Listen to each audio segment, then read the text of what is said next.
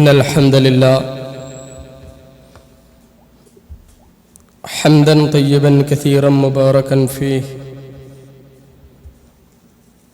غافر الذنب قابل التوب سريع الحساب شديد العقاب نحمده ونستعينه ونستغفره ونؤمن به ونتوكل عليه ونعوذ بالله من شرور أنفسنا وسيئات أعمالنا من يهده الله فهو المهتدي ومن يضلل فلن تجد له وليا مرشدا أشهد أن لا إله إلا الله وحده لا شريك له وأشهد أن محمدا عبده ورسوله أرسله بالهدى ودين الحق ليظهره على الدين كله ولو كره المشركون اللهم صل على محمد وعلى آل محمد كما صليت على إبراهيم وعلى آل إبراهيم إنك حميد مجيد اللهم بارك على محمد وعلى آل محمد كما باركت على إبراهيم وعلى آل إبراهيم إنك حميد مجيد أما بعد فإن خير الكلام كلام الله وخير السنن سنن محمد صلى الله عليه وسلم وشر الأمور محدثاتها وكل محدثة بدعة وكل بدعة ضلالة أعوذ بالله من الشيطان الرجيم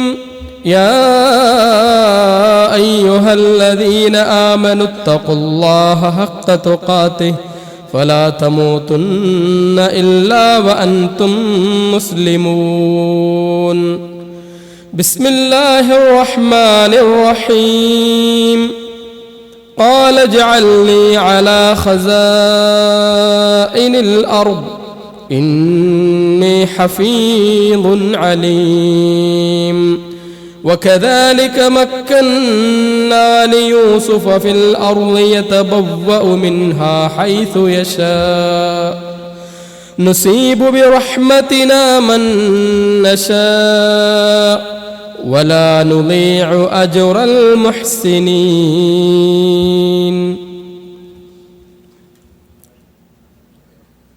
സ്നേഹധീരനായ സഹോദരന്മാരെ സഹോദരികളെ, പരമകാരുണ്യകന്റെ നിർദ്ദേശങ്ങളും വിധിവിലക്കുകളും യഥാവിധി ജീവിതത്തിൽ പകർത്തിക്കൊണ്ട് ഇഹപര ജീവിതങ്ങൾ ധന്യമാക്കി തീർക്കുന്ന യഥാർത്ഥ മുവഹ്ഹിദുകളും മുത്തഖികളുമായി ജീവിക്കാൻ പരമാവധി പ്രയത്നിക്കണേ എന്ന് എന്നോടെന്ന പോലെ ഉണർത്തുകയാണ്. അല്ലാഹു അവൻ്റെ യഥാർത്ഥ ദാസന്മാരിൽ ഉൾപ്പെട്ടുകൊണ്ട് സ്വർഗം നേടുന്ന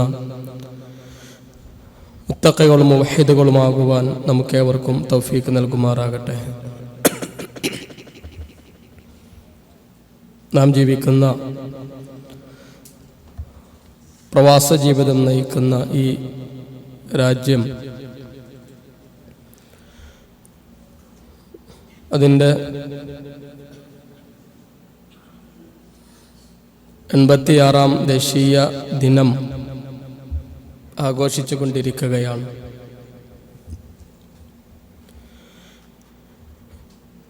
നമ്മളെ സംബന്ധിച്ചിടത്തോളം യഥാർത്ഥ വിശ്വാസിയെ സംബന്ധിച്ചിടത്തോളം ഈ മണ്ണും ഇതിൻ്റെ ചരിത്രവും എന്നും നമുക്ക് ആവേശം നൽകുന്ന, അതോടൊപ്പം ആഹ്ലാദത്തിന് വക നൽകുന്ന സംഭവ വികാസങ്ങൾ നിറഞ്ഞതാണ്. ഇബ്രാഹിം അലൈഹിസ്സലാത്തു വസ്സലാമിൻ്റെ കാലം തൊട്ട് ആരംഭിക്കുന്ന ഈ മണ്ണിൻ്റെ ചരിത്രം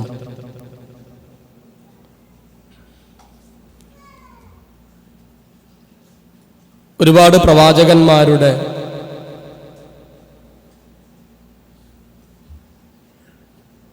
കാലടിപ്പാടുകൾ പതിഞ്ഞ മണ്ണ്, തൗഹീദിന്റെ സ്ഥാപനത്തിനായി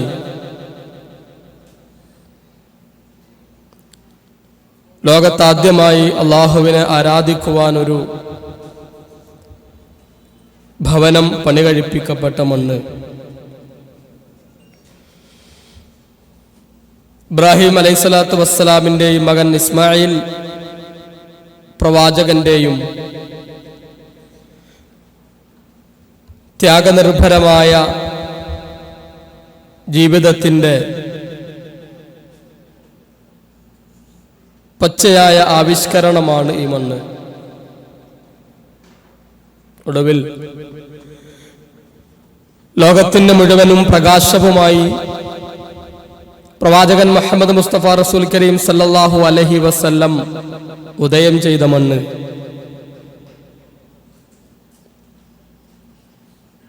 ലോകത്തിന്റെ നാനാദിക്കുകളിലേക്ക്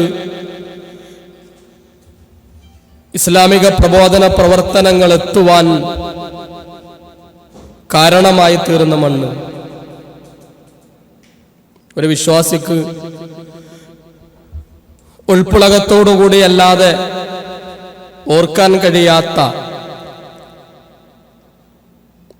ഒരുപാട് ആവേശനിർഭരമായ നിമിഷങ്ങൾ സമ്മാനിച്ചിട്ടുള്ളതായ ഈ മണ്ണ്,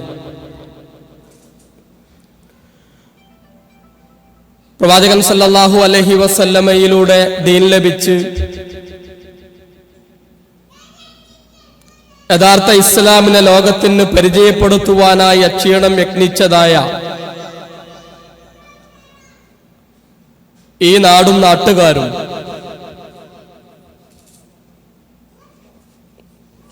പക്ഷെ ഒരല്പ നൂറ്റാണ്ടുകൾ പിന്നിട്ടപ്പോ സാധാരണ രീതിയിൽ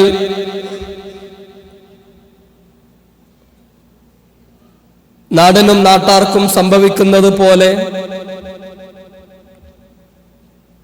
വിശ്വാസരംഗത്തും കർമ്മരംഗത്തും ഇസ്ലാമിന്റെ യഥാർത്ഥമായ പാതയിൽ നിന്നും ഒരുപാട് വിദൂരമാവുകയും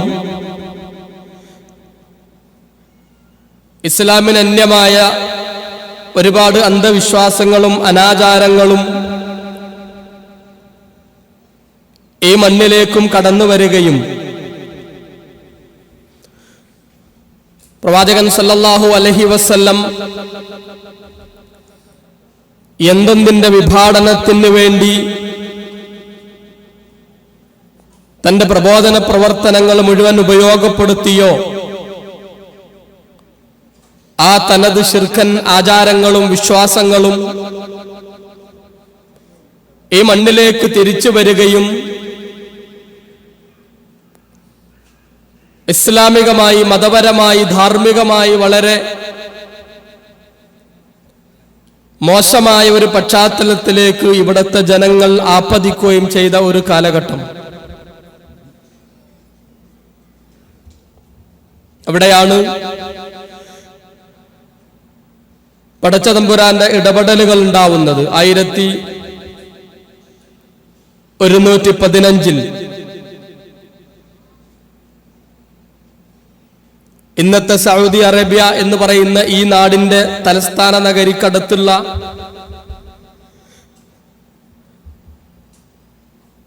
നജിദ് എന്ന് പേരുള്ള ഒരു കൊച്ചു രാജ്യത്ത് ഉയൈന എന്ന് പറയുന്ന ഒരു ഗ്രാമപ്രദേശത്ത്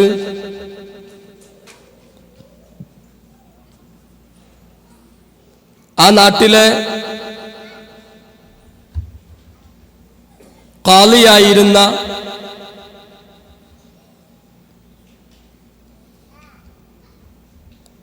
അബ്ദുൽ വഹാബിന്റെ മകനായിക്കൊണ്ട് മുഹമ്മദ് ജനിക്കുന്നത്.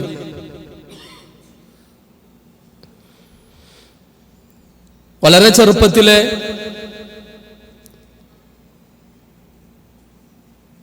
മതപഠനത്തിന് ഏറെ താല്പര്യം കാണിച്ചിരുന്ന മുഹമ്മദ് ബിൻ അബ്ദുൽ വഹാബ്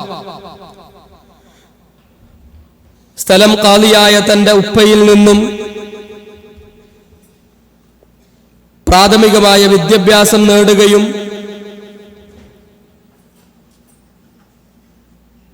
പത്ത് വയസ്സാകുന്നതിന് മുൻപ് തന്നെ പരിശുദ്ധ ഖുർആൻ പൂർണ്ണമായി മനഃപ്പാഠമാക്കുകയും പിതാവിന്റെ പാത പിന്തുടർന്ന് പിതാവിന്റെ കയ്യിലുള്ള ഇസ്ലാമിക ഗ്രന്ഥങ്ങൾ വായിക്കാൻ തുടങ്ങുകയും അറിവ് അന്വേഷിച്ചുകൊണ്ടുള്ള ആ കുഞ്ഞിന്റെ യാത്രകൾ തുടരുകയും ചെയ്യുകയാണ്.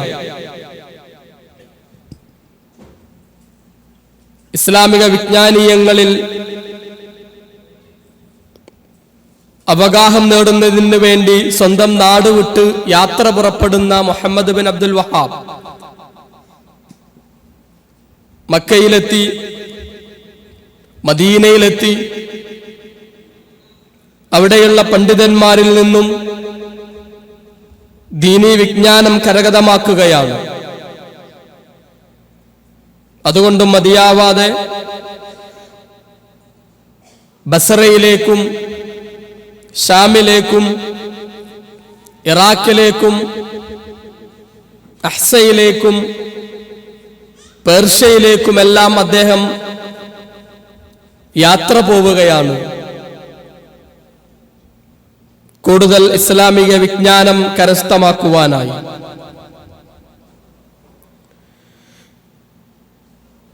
ദീർഘമായ തന്റെ യാത്രകളിൽ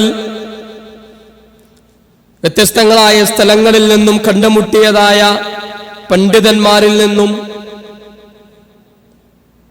ഇസ്ലാമിക വിജ്ഞാനീയങ്ങളിൽ ആഴത്തിൽ തന്നെ അവഗാഹം നേടിക്കൊണ്ട് തന്റെ നാട്ടിലേക്ക് ഒയൈനിലേക്ക് തിരിച്ചു വരുന്നതായ മുഹമ്മദ് ബിൻ അബ്ദുൽ വഹാബ്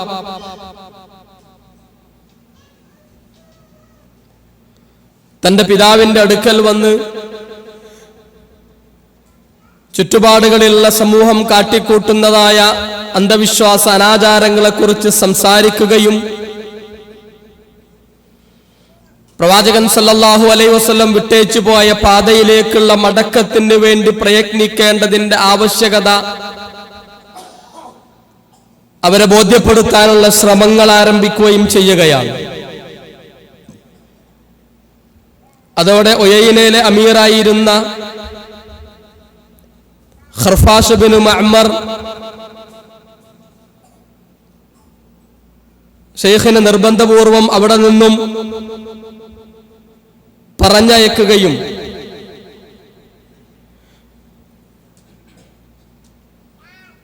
ആരും സഹായത്തിനില്ലാതെ താൻ പഠിച്ചതായ ഇസ്ലാമിക വിജ്ഞാനീയങ്ങൾ പ്രബോധനം ചെയ്യുക തന്നെ ചെയ്യുമെന്ന ഉറച്ച തീരുമാനത്തോടെ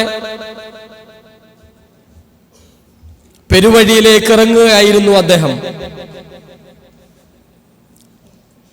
ആകെക്കൂടി കയ്യിലുണ്ടായിരുന്നത്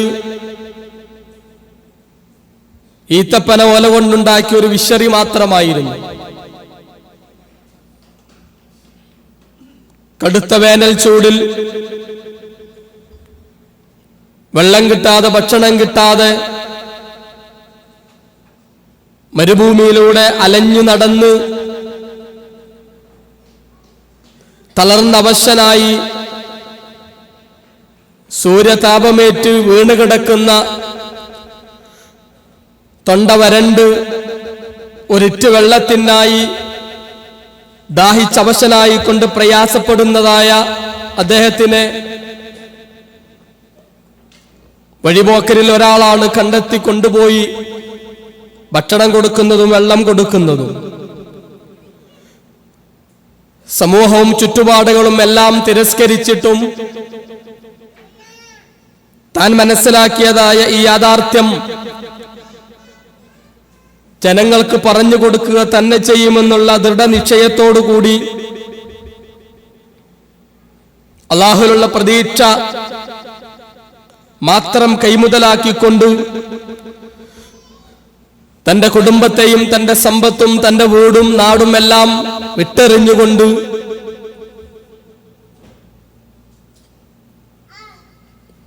അദ്ദേഹം അവിടെ നിന്നും ദർഇയയിലേക്ക് യാത്ര പോവുകയാണ്. അവിടെ തന്റെ പരിചയക്കാരനായ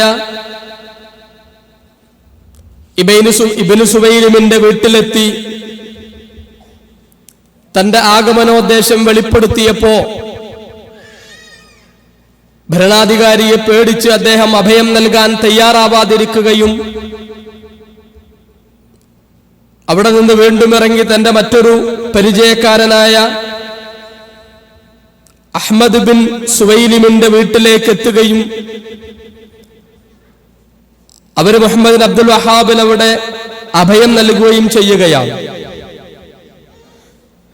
അദ്ദേഹമാണ് അന്നത്തെ അമീറായിരുന്ന ഇമാം മുഹമ്മദ് ബിൻ സഊദിന്റെ ഭാര്യ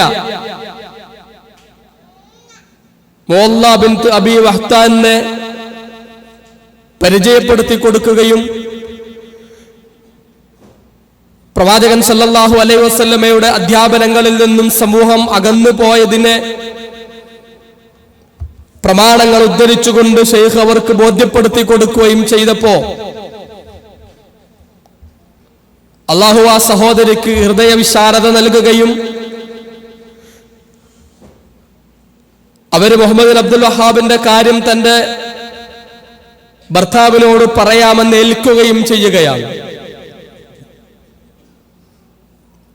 അങ്ങനെ ഇമാം മുഹമ്മദ് ബിൻ സഊദ് വീട്ടിൽ വന്നപ്പോ അദ്ദേഹത്തിന്റെ ഭാര്യ മുഹമ്മദ് അബ്ദുൽ വഹാബിനെ കുറിച്ച് സംസാരിക്കുകയും അദ്ദേഹത്തിന്റെ നവോത്ഥാന പ്രവർത്തനങ്ങൾ ജനങ്ങൾക്ക് ഉപയുക്തമാക്കുന്ന രീതിയിൽ ഇവിടേക്ക് പറിച്ചു നടപ്പെടേണ്ടതിന്റെ ആവശ്യകത തന്റെ ഭർത്താവിനെ ബോധ്യപ്പെടുത്തുകയും ചെയ്യുകയാണ്. ഷെയ്ഖിന്റെ അടുത്തേക്ക് എഴുത്തയക്കാമെന്ന് മറുപടി പറഞ്ഞ തന്റെ പ്രിയതമനോട് അവര് പറഞ്ഞത് ജനങ്ങൾ മുഴുവനും അദ്ദേഹത്തെ തള്ളിക്കളഞ്ഞിരിക്കുകയാണ്, തിരസ്കരിക്കുകയാണ്. അതുകൊണ്ട് അങ്ങ് നേരിട്ട് അദ്ദേഹത്തിന്റെ അടുത്തേക്ക് പോവുകയും അദ്ദേഹത്തെ സ്വീകരിക്കുകയും അദ്ദേഹത്തിന് സംരക്ഷണവും സഹായവും ചെയ്തു കൊടുക്കാമെന്ന് നേരിൽ കണ്ട് വിവരമറിയിക്കുകയും ചെയ്യണമെന്ന് പറഞ്ഞതിന്റെ അടിസ്ഥാനത്തിൽ ഇമാം മുഹമ്മദ് ബിൻ സഊദ്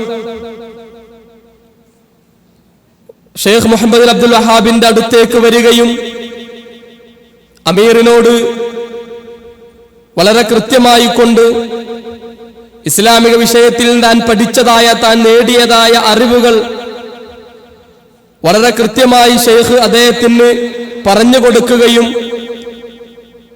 ആ പറഞ്ഞതിന്റെ അടിസ്ഥാനത്തിൽ അദ്ദേഹത്തിന്റെ പ്രബോധന പ്രവർത്തനങ്ങൾക്ക് വേണ്ട സൗകര്യങ്ങളെല്ലാം ചെയ്തു കൊടുക്കാമെന്ന് അമീർ അദ്ദേഹത്തിന്റെ മുൻപിൽ വെച്ച് ഏൽക്കുകയും ചെയ്യുകയാണ്. അവിടെ നിന്ന് ഹിജാസിന്റെ ചരിത്രം തന്നെ മാറ്റിക്കുറിച്ചതായ ഒരു പുതിയ കൂട്ടുകെട്ടിന് തുടക്കം കുറിക്കുകയായിരുന്നു. മുഹമ്മദ് അബ്ദുൽ വഹാബിന്റെ ദീനീ വിജ്ഞാനവും അദ്ദേഹത്തിന്റെ പ്രബോധന പ്രവർത്തനങ്ങളും വളരെ ശക്തമായ സ്വാധീനമാണ് ദർഇയയുടെയും പരിസര പ്രദേശങ്ങളിലും ഉണ്ടാക്കി തീർക്കുന്നത്. നജിദിന്റെ ചുറ്റുപാടിലുണ്ടായിരുന്ന ജനങ്ങൾ മുഴുവനും ആ സത്യമാർഗത്തിലേക്ക് കടന്നു വരികയും പ്രവാചകൻ പഠിപ്പിച്ച സത്യസരണിയിലേക്ക് അവർ തിരികെ വരികയും അവര് മുഴുവനും മുഹമ്മദ് ബിൻ സഊദിന്റെ നേതൃത്വത്തെ അംഗീകരിക്കുകയും ആ പ്രബോധന പ്രവർത്തനങ്ങൾ അവിടെ നിന്നും ഗ്രാമപ്രദേശങ്ങളിലേക്ക് നീങ്ങുകയും ആ ഗ്രാമപ്രദേശങ്ങളിൽ അധിവസിച്ചിരുന്നതായ ഗോത്ര വിഭാഗങ്ങൾ അദ്ദേഹത്തിന്റെ പ്രബോധന പ്രവർത്തനങ്ങളെ ഉൾക്കൊണ്ടുകൊണ്ട് യഥാർത്ഥ ഇസ്ലാമിന്റെ മാർഗത്തിലേക്ക് കടന്നു വരികയും ആ ഷെയ്ഖിന്റെ പ്രബോധന പ്രവർത്തനങ്ങളിൽ നിന്നും ഊർജം ഉൾക്കൊണ്ടതായ ഗോത്രങ്ങൾ മുഹമ്മദ് ഇബ്നു സഊദിന്റെ പിന്നിൽ അണിനിരക്കുകയും ഒടുവിൽ വളരെ വ്യവസ്ഥാപിതമായ രീതിയിലുള്ള ഒരു ഇസ്ലാമിക ഭരണം അവിടെ സ്ഥാപിക്കപ്പെടുകയും ചെയ്യുന്നതായിട്ടാണ് ചരിത്രം നമ്മുടെ മുമ്പിലേക്ക് പിന്നീട് കാണിച്ചു തരുന്നത്. 1157 ഹിജ്റ വർഷം ഇമാം മുഹമ്മദ് ഇബ്നു സഊദും മുഹമ്മദ് ഇബ്നു അബ്ദുൽ വഹാബും പരസ്പരം കണ്ടുമുട്ടിക്കൊണ്ടെടുത്തതായ ആ തീരുമാനത്തിന്റെ അടിസ്ഥാനത്തിൽ അവരുടെ പ്രവർത്തനങ്ങൾ വിപുലമാക്കുകയും ജസീറത്തുൽ അറബിന്റെ ഹൃദയഭാഗമായ ദിർഇയ്യ കേന്ദ്രമാക്കിക്കൊണ്ടുള്ള ഒന്നാം സൗദി ഭരണകൂടം അവർ സ്ഥാപിക്കുകയും ചെയ്യുകയാണ്. 1233 ഹിജ്റ വർഷം 1233 ഓട്ടോമൻ സാമ്രാജ്യത്തിന്റെ ഈജിപ്തിലെ അമീറായിരുന്ന ഇബ്രാഹിം ബാഷ ദിർഇയ്യ ആക്രമിക്കുകയും ദിർഇയ്യയുടെ ഭരണാധികാരിയെ ഇല്ലായ്മ ചെയ്യുകയും ചെയ്തുകൊണ്ട് ആ ഭരണപ്രദേശം കൂടെ ഓട്ടോമൻ സാമ്രാജ്യത്തിന്റെ ഉസ്മാനിയ ഖിലാഫത്തിന്റെ ഭാഗമാക്കി മാറ്റുകയും ചെയ്തതായിക്കൊണ്ടാണ് ചരിത്രം പിന്നീട് കാണിച്ചു തരുന്നത്. അവസാന ഖലീഫയായിരുന്ന ഇമാം അബ്ദുല്ലാഹി ഇബ്നു സഊദ് ഇബ്നു അബ്ദുൽ അസീസ് ഇബ്നു മുഹമ്മദ് ഇബ്നു സഊദിനെ പരാജയപ്പെടുത്തിക്കൊണ്ട് അവിടെ ഓട്ടോമൻ സാമ്രാജ്യത്തിന്റെ ഭാഗമായി കൊണ്ടത് മാറുകയും ഒന്നാം സഊദി ഭരണം അതോടുകൂടി അവസാനിക്കുകയും ചെയ്യുകയായിരുന്നു. എന്നാൽ വളരെ ചെറിയ ഇടവേളയ്ക്ക് ശേഷം സഊദ് കുടുംബത്തിന്റെ ബാക്കിപത്രമായി കൊണ്ടുണ്ടായിരുന്ന ഇമാം Turki bin Abdullah bin Muhammad bin Saud തിരിച്ചു വരികയും അവിടുത്തെ അന്നത്തെ ഭരണാധികാരിയായിക്കൊണ്ടുണ്ടായിരുന്ന ഹായിൽ കേന്ദ്രമാക്കിക്കൊണ്ടുണ്ടായിരുന്ന ഭരണവിഭാഗമായ അൽ റാഷിദ് ഭരണത്തിന്റെ കീഴിലുള്ള അമീറായിരുന്നു ഭരണം നടത്തിക്കൊണ്ടിരുന്നത്. ഹായിൽ എന്നൊരു സ്വതന്ത്ര രാജ്യമാണ്. അൽ റാഷിദ് ഭരണകൂടമാണ് അവിടെ ഭരണം നടത്തിക്കൊണ്ടിരിക്കുന്നത്. ഇന്നും സൗദി അറേബ്യയുടെ ചില പ്രാന്തപ്രദേശങ്ങളിലൂടെ നമ്മൾ യാത്ര ചെയ്താൽ അൽ ഫുർസാൻ ദ്വീപിലേക്കൊക്കെ പോയി കഴിഞ്ഞാൽ അവിടെയുള്ള ചില പള്ളികളിലും മ്യൂസിയങ്ങളിലുമൊക്കെ അൽ റാഷിദ് ഭരണകൂടത്തിന്റെ ചില ബാക്കിപത്രങ്ങൾ നമുക്ക് ഇന്നും കാണാൻ കഴിയും. ഈ അൽ റാഷിദ് ഭരണകൂടത്തിന്റെ അമീറായിക്കൊണ്ട് അവിടെ ഉണ്ടായിരുന്ന മുഹമ്മദ് ബിൻ റഷീദിന്റെ അമീറായിട്ടുണ്ടായിരുന്ന ആളെ പരാജയപ്പെടുത്തിക്കൊണ്ട് ഇമാം തുർക്കിയാണ് രണ്ടാം സഊദി ഭരണകൂടത്തിന് തുടക്കം കുറിക്കുന്നത്. ഷെയ്ഖിന്റെ പ്രബോധന പ്രവർത്തനങ്ങളിൽ നിന്ന് ഊർജം ഉൾക്കൊണ്ടിട്ടുള്ള ആ ഭരണകൂടവും ഇസ്ലാമിക നവോത്ഥാന പ്രവർത്തനങ്ങളും അതോടൊപ്പം തന്നെ ഭരണ പ്രവർത്തനങ്ങളും രാഷ്ട്രീയ പ്രവർത്തനങ്ങളും ഒരുപോലെ മുന്നോട്ട് കൊണ്ടുപോവുകയും ജനങ്ങൾക്ക് വളരെ കൃത്യമായ ദിശാബോധം നൽകുന്ന രീതിയിൽ ആ ഭരണം മുന്നോട്ട് പോവുകയും ചെയ്തതായിരുന്നു. എന്നാൽ അപ്പോഴേക്കും വീണ്ടും ഹൈൽ അൽ റാഷിദ് ഭരണകൂടത്തിന്റെ തലവനായിട്ടുണ്ടായിരുന്ന മുഹമ്മദ് ബിൻ റഷീദ് ദിർഇയ്യ വീണ്ടും ആക്രമിക്കുകയും നജ്ദ് ആക്രമിക്കുകയും രണ്ടാം സൗദി ഭരണകൂടത്തിന് അന്ത്യം കുറിക്കുകയും ചെയ്യുകയായിരുന്നു. അതോട് വീണ്ടും അധികാരം നഷ്ടപ്പെട്ട സഊദ് രാജവംശത്തെ കുവൈത്തിലേക്ക് നാടുകടത്തുകയും പക്ഷെ ഒരു അല്പകാലത്തിന്റെ മാത്രം ഇടവേളയ്ക്ക് ശേഷം Abdul Aziz bin Abdulrahman bin Faisal Al Saud തിരിച്ച് നജ്ദിലേക്ക് തന്നെ വരികയും അൽ റാഷിദ് ഭരണകൂടത്തിന്റെ ഭരണാധികാരിയായിക്കൊണ്ടുണ്ടായിരുന്ന നജ്ദ് ഭരിച്ചിരുന്നതായ ഇബ്നു അജ്ലാൻ എന്ന് പറയുന്ന അമീറിനെ പരാജയപ്പെടുത്തുകയും റിയാദ് കേന്ദ്രമാക്കിക്കൊണ്ട് റിയാദിനെ തലസ്ഥാനമാക്കിക്കൊണ്ടുള്ള ഒരു പുതിയ ഭരണകൂടം അദ്ദേഹം സ്ഥാപിക്കുകയും ചെയ്യുകയാണ്. അവിടെ നിന്നും തന്റെ സ്വതസിദ്ധമായ അനുഭവ സമ്പത്ത് ഉപയോഗപ്പെടുത്തിക്കൊണ്ട് അബ്ദുൽ അസീസ് രാജാവിന്റെ പടയോട്ടം ആരംഭിക്കുന്നതാണ് പിന്നീട് ചരിത്രം കാണുന്നത്. ഒരു ഭാഗത്ത് ഇസ്ലാമിക നവോത്ഥാന മാർഗത്തിലേക്കുള്ള ശക്തമായ പ്രബോധനങ്ങളും, മറുഭാഗത്ത് ആ ഒരു ഭരണകൂട വ്യവസ്ഥയിലേക്ക് അയൽ രാജ്യങ്ങളെ കൂടി കൂട്ടിച്ചേർക്കാനുള്ളതായ ഗ്രാമപ്രദേശങ്ങളിലെ ഗോത്രങ്ങളുടെ സഹായങ്ങളും കൂടെ ഉപയോഗപ്പെടുത്തിക്കൊണ്ടുള്ള അബ്ദുൽ അസീസ് രാജാവിന്റെ പടയോട്ടത്തിനാണ് പിന്നീട് കാലം സാക്ഷ്യം വഹിക്കുന്നത്. 1902 ജനുവരി 15 റിയാദ് കേന്ദ്രമാക്കിക്കൊണ്ട് തുടക്കം കുറിച്ച, റിയാദിനെ തലസ്ഥാനമാക്കിക്കൊണ്ട് തുടക്കം കുറിച്ചതായ 3ാം സൗദി ഭരണകൂടം പിന്നീട് ഹായിൽ ആക്രമിക്കുകയും അൽ റാഷിദ് ഭരണകൂടത്തെ ഇല്ലായ്മ ചെയ്യുകയും അതിനെ കൂടി നജിദിന്റെ ഭാഗമാക്കി മാറ്റുകയും ചെയ്യുന്നു. പിന്നീട് അൽ ഖസീം രാജ്യം ആക്രമിക്കപ്പെടുന്നു, അൽ അഹ്സ രാജ്യവും ആക്രമിക്കുന്നു, അസീർ രാജ്യത്തെയും ആക്രമിച്ച്. ഇതൊക്കെ ഇന്ന് സൗദിയിലെ ഓരോ സിറ്റികളാ, പക്ഷെ അന്ന് ഇതെല്ലാം ഓരോ നാട്ടുരാജ്യങ്ങളായിരുന്നു. ഈ രാജ്യങ്ങളെല്ലാം ആക്രമിച്ചുകൊണ്ട് തന്റെ രാജ്യത്തോട് അദ്ദേഹം കൂട്ടിച്ചേർക്കുകയും ചെയ്യുകയാണ്. 1925 വളരെ റീസെന്റ് ആയിട്ടുള്ള ഹിസ്റ്ററിയാണ്, വളരെ അടുത്ത കാലത്ത് മാത്രം കഴിഞ്ഞുപോയ സംഭവങ്ങൾ. 1925 ഇജാസിലേക്കുള്ള ആക്രമണം വരുന്നത്. മക്കയും മദീനയും ഉൾപ്പെടുന്നതായ ഇജാസ് രാഷ്ട്രത്തിലേക്കും അതിന്റെ ആക്രമണം നീളുകയും സ്വാഭാവികമായി അന്ന് നടന്നുകൊണ്ടിരുന്നതായ പടയോട്ടങ്ങളുടെ ഭാഗമായി കൊണ്ടുള്ള ആ ഒരു പടയോട്ടം ഇജാസിലെത്തിച്ചേരുകയും മക്കയും മദീനയും അടക്കമുള്ള ഹിജാസും തന്റെ ഭരണ സാമ്രാജ്യത്തിലേക്ക് അബ്ദുൽ അസീസ് രാജാവ് പിന്നീട് കൂട്ടിച്ചേർക്കുകയും ചെയ്യുകയാണ്. 1930 ജിസാൻ നാട്ടുരാജ്യം കൂടെ തന്റെ രാജ്യത്തിലേക്ക് കൂട്ടിച്ചേർക്കുന്നതോടുകൂടി ഒരു വലിയ സാമ്രാജ്യത്തിന്റെ അധികാരിയായിക്കൊണ്ട്, ഭരണാധികാരിയായിക്കൊണ്ട് അബ്ദുൽ അസീസ് രാജാവ് മാറുകയും 1932 സെപ്റ്റംബർ 19 അദ്ദേഹം ഈ തന്റെ രാജ്യത്തെ അൽ മംലക്കത്തുൽ അറബിയത്ത് സഊദിയ എന്നുള്ള പേര് പ്രഖ്യാപിക്കുന്നതും ആ പേരിൽ ആ രാജ്യം നിലവിൽ വരിക 1932 സെപ്റ്റംബർ 23 അദ്ദേഹം പ്രഖ്യാപിക്കുകയാണ്. അന്നു മുതലാണ് സൗദി അറേബ്യയുടെ സ്ഥാപക ദിനം എന്നുള്ള അർത്ഥത്തിൽ സെപ്റ്റംബർ 23 ദേശീയ ദിനമായി കൊണ്ട് ആചരിക്കുവാൻ തുടങ്ങുന്നത്.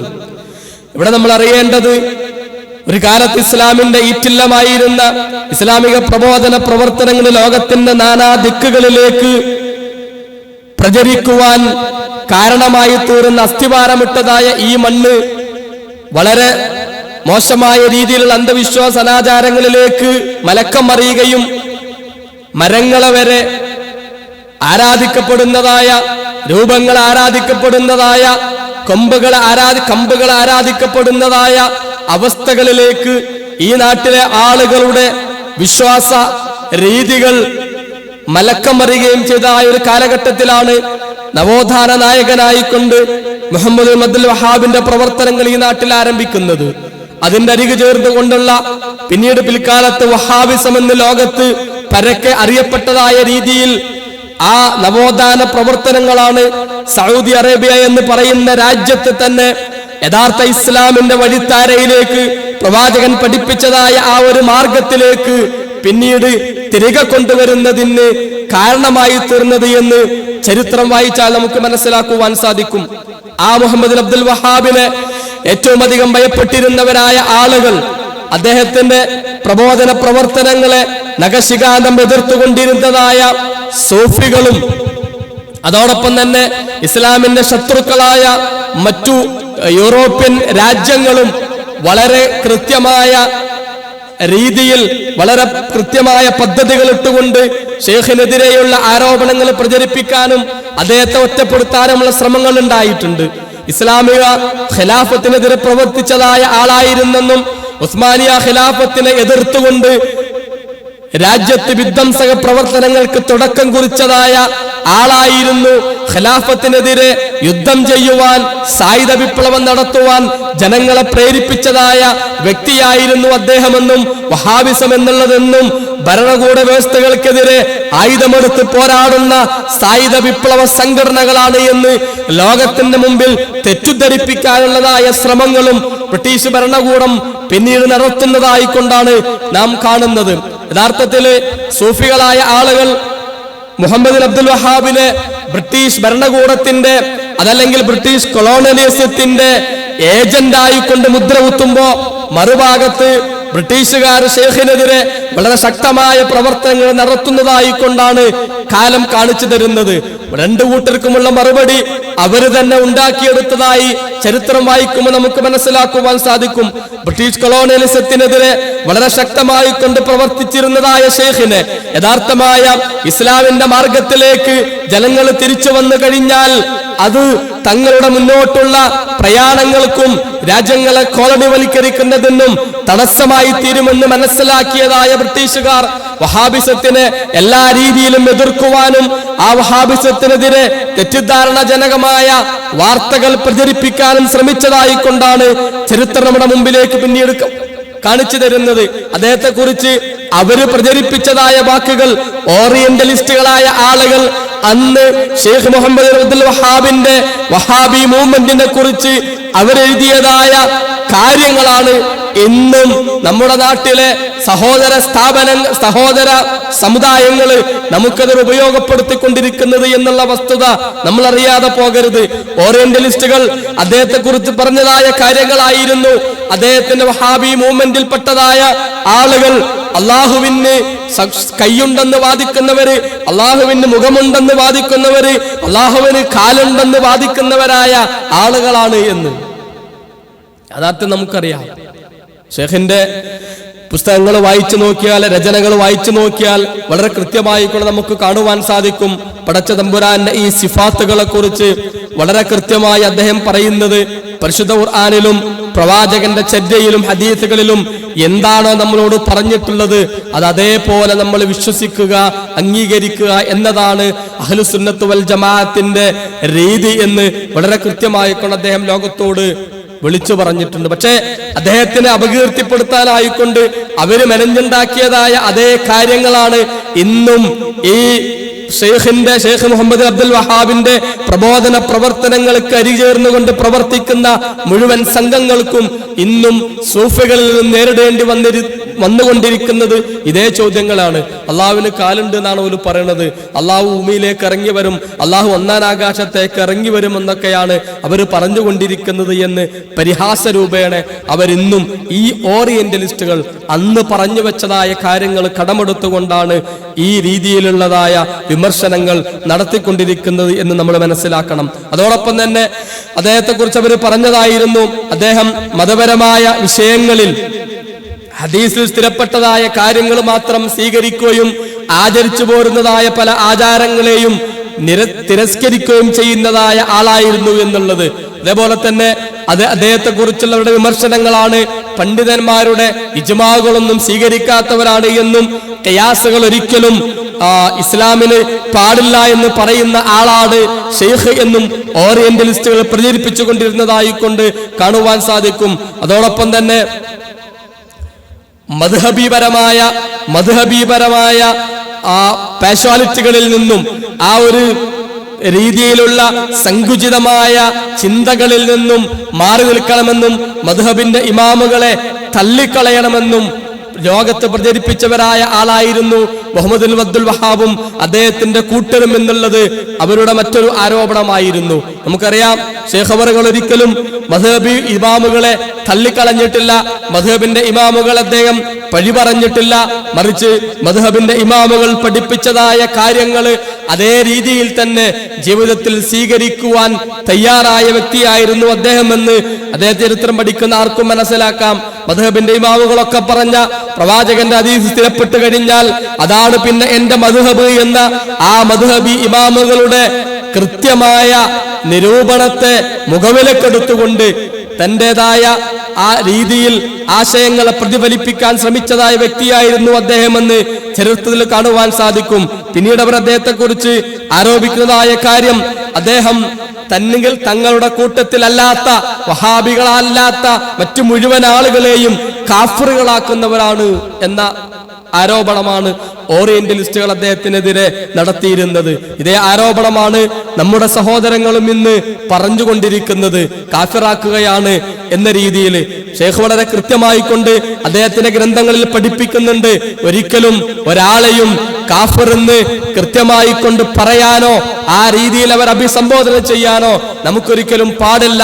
കുഫ്രിയത്ത് ചെയ്യുന്നവരായ ചെയ്തുകൊണ്ടിരിക്കുന്നതായ കാര്യങ്ങൾ അത് ശിർക്കാണെങ്കിൽ ആ ശിർക്കിനെ കുറിച്ച് പറയുകയും അത് കുഫറാണെങ്കിൽ ആ കുഫറിനെ കുറിച്ച് പറയുകയും ചെയ്യുക മാത്രമാണ് നമ്മളുടെ ഉത്തരവാദിത്തമെന്ന് ലോകത്തോട് വിളിച്ചു പറഞ്ഞ ആളായിരുന്നു അദ്ദേഹം.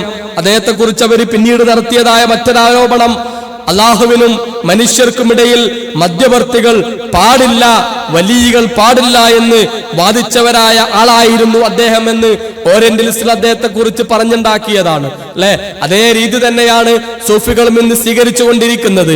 അള്ളാഹുവിനും മനുഷ്യർക്കുമിടയിൽ ഔലിയാക്കന്മാരെ മധ്യവർത്തികളാക്കി നിർത്തുന്നതിനെ വെക്കുന്നതിനെ നഖശികാന്തം എതിർക്കുകയും അതിനെ ശിർക്കായി കൊണ്ട് തന്നെ പരിചയപ്പെടുത്തുകയും അതിൽ നിന്നും മാറി നിൽക്കണമെന്ന് തന്റെ പ്രബോധന പ്രവർത്തനങ്ങളിലൂടെ ശക്തമായി കൊണ്ട് തന്നെ ഷെയ്ഖ് ആവശ്യപ്പെടുകയും ചെയ്തതായി കൊണ്ടാണ് ചരിത്രം നമുക്ക് കാണിച്ചു തരുന്നത്. അതേപോലെ തന്നെ മക്ബറകളും ആ രീതിയിലുള്ളതായ സ്ഥലങ്ങളും സന്ദർശിക്കുന്നതിനെ ഹറാമായി കൊണ്ടാണ് ഷെയ്ഖ് കാണുന്നത് എന്ന് അള്ളാഹു അല്ലാത്തവരെ സത്യം ചെയ്തുകൊണ്ട് പറയുന്നതിനെ ഹറാം എന്നാണ് ഷെയ്ഖ് പറയുന്നത്. അതേപോലെ തന്നെ അള്ളാഹു അല്ലാത്തവർക്ക് വേണ്ടി നേർച്ച വഴിപാടുകൾ നടത്തുന്നതും ഹറാം തന്നെ എന്ന് അദ്ദേഹം പരിചയപ്പെടുത്തുന്നു.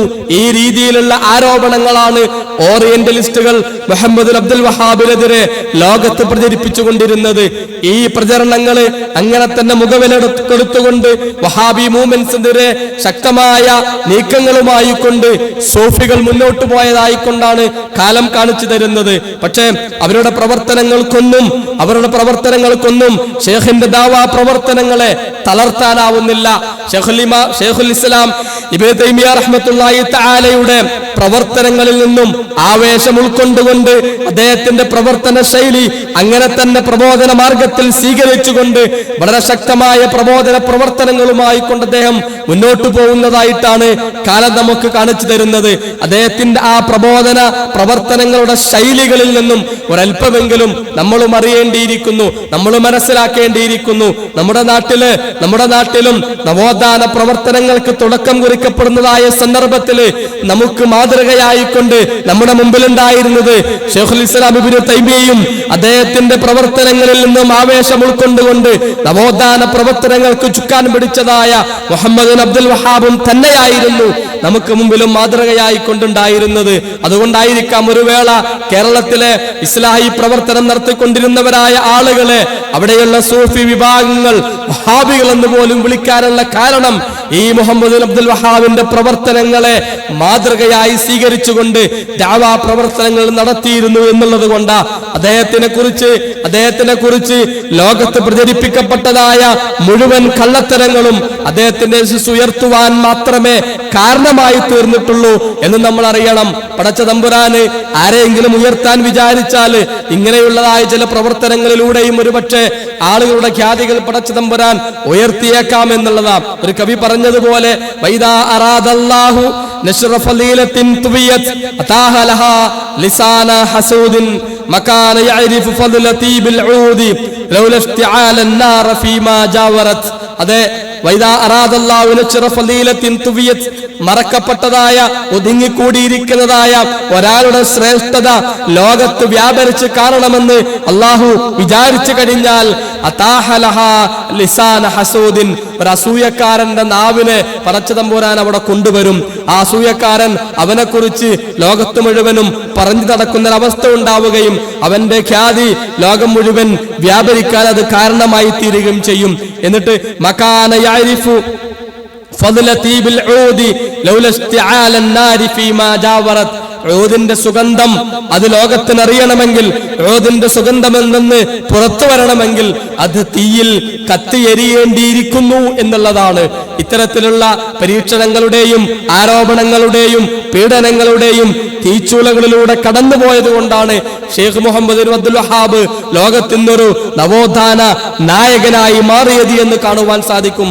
അദ്ദേഹത്തിന്റെ പ്രബോധന പ്രവർത്തനങ്ങളിൽ അദ്ദേഹം സ്വീകരിച്ചിരുന്നതായ ചില പ്രത്യേകതകൾ നമ്മൾ മനസ്സിലാക്കേണ്ടിയിരിക്കുന്നു. അദ്ദേഹമാണ് ലോകത്താദ്യമായി കൊണ്ട് പ്രബോധന പ്രവർത്തനങ്ങൾക്ക് ചുക്കാൻ പിടിക്കുന്നതായ സന്ദർഭത്തിൽ പ്രവാചകന്മാരുടെ പാത പിന്തുടർന്നുകൊണ്ട് തഖ്ദീമു തൗഹീദി വശഹാദത്തൈനി അലാ ഗൈരിഹാ മിൻ മുഫ്രദാത്തിദ് ദീനി വമസായിലിഹി.